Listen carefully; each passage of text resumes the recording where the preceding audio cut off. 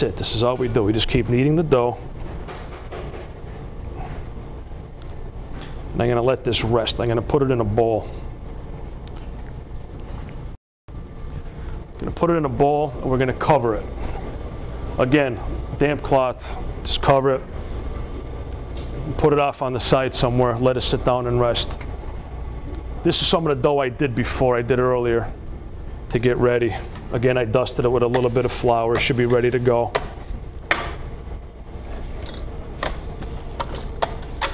Now the fun part. This part takes a lot of patience, especially if you're not familiar with a small pasta machine.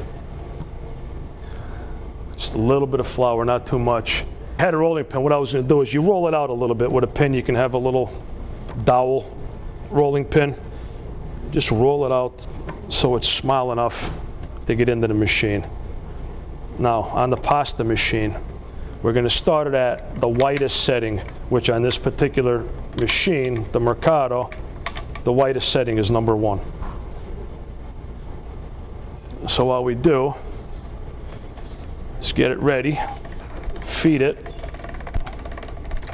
There's too much flour. You got to watch the amount of flour. See how the machine wouldn't accept the pasta? It was pretty much telling me, wait a minute, there's too much flour in there, I don't want it. So, a little bit of our water, which is our friend.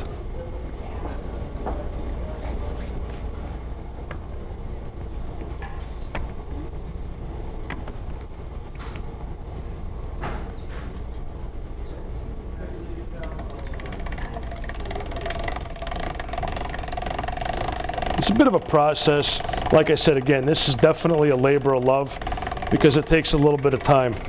This is a good job for the husbands. You can go off making sauces. Go ahead, yeah, bring it out. Roll it in one time. I pretty much folded it on top of itself. We're going to go back into the pasta machine again.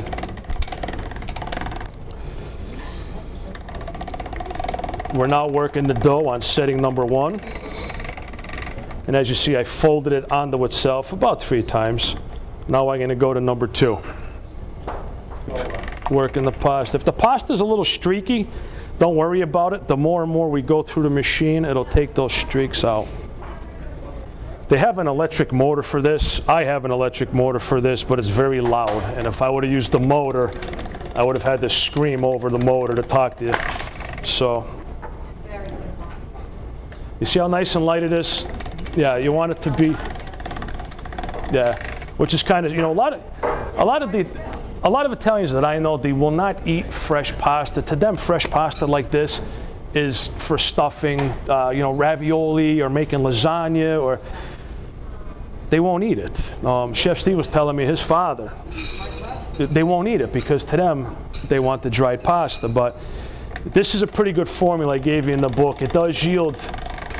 If you ever wanted to play around with fresh pasta and you want it to be more brittle and more firm, the more egg you put in there, it'll get a little more brittle for you after you cook it, yeah. It's good to know. That's a nice little tip. And again, every time we pass the pasta through the machine, fold it on top of itself. And we'll go to the next number. Again, like I said, this is a bit of a process. It's a little tedious, but it's one of those labors of love. What I'm doing now is I'm cutting the pasta to fit inside the pasta machine. They sell bigger ones. They sell, this is a 150 millimeter one. They sell them that are 300, twice the size of this, but that's just too big for home use. I have no use for that. I don't entertain that much at home that I need one that big. And you just keep going along this process until we're looking for 2 things. We're looking for a sheen, like a nice shine on the pasta, and then we want to get a little bit thinner. That's still, this right here we'd be able to cut. That would be a good pappardelle, like this. It'd be nice, thick, it would be heavy. Right now I'm on 7. I'm going to go through a couple more times on 7, and then, no, I have 9 on this. I just got this new machine 2 days ago. It just came in. See, now we're starting to get there. Now it's starting to get that nice shine. It's getting translucent. It's got a great texture to it. Again, like I said, it's a patience thing.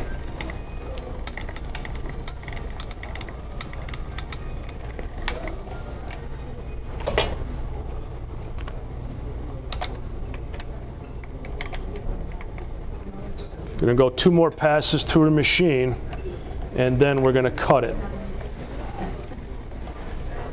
Just watch when you're bringing it through the machine, you wanna make sure you support the pasta when it comes out.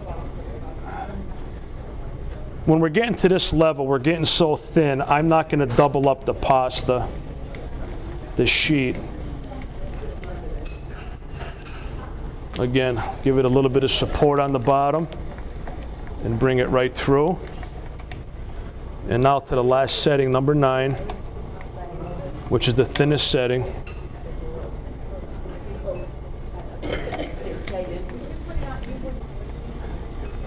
And that's pretty much the finished product you want. If you see, it's got a nice shiny sheen to it. There's no streaks. And if you look, you can see my fingers through there. That's what you want. Now cutting it, depending on what you're doing, what, you know, what kind of sauce you're having, what you want to do. All I do, now they have machine, like I could put it through here. Like right now I have the, I have a fettuccine and I have a small spaghetti roll around here. You can use it. In fact, I'll show you half. When I do it upstairs, because it's quicker, and obviously, you know, we're doing this for volume, I'll roll it up in a ball like this. And I usually have a kitchen knife. I don't have a kitchen knife now. So I'll show you on the scraper. And all you do is just cut the pasta whatever size you want. And from this point, oh, this is a good point. I'm glad this happened. See how it's stuck together? Make sure you flour it very well. That's one thing I didn't do, is flour it, and you'll see how the rolls just come apart. Enrique, ask him if I can have a knife, if I can use one of his knives. It's a little bit easier with a knife. So you get them and they come apart like this. What I do is I literally put it in a pan of flour, like this one here.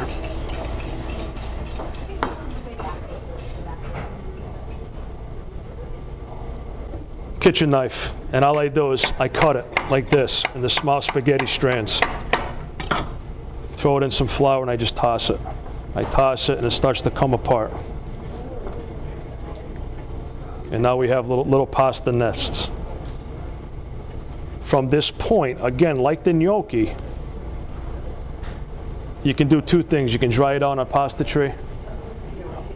I don't, because of the humidity down here. It just seems nearly impossible to dry fresh pasta outside because it's so humid that it doesn't work.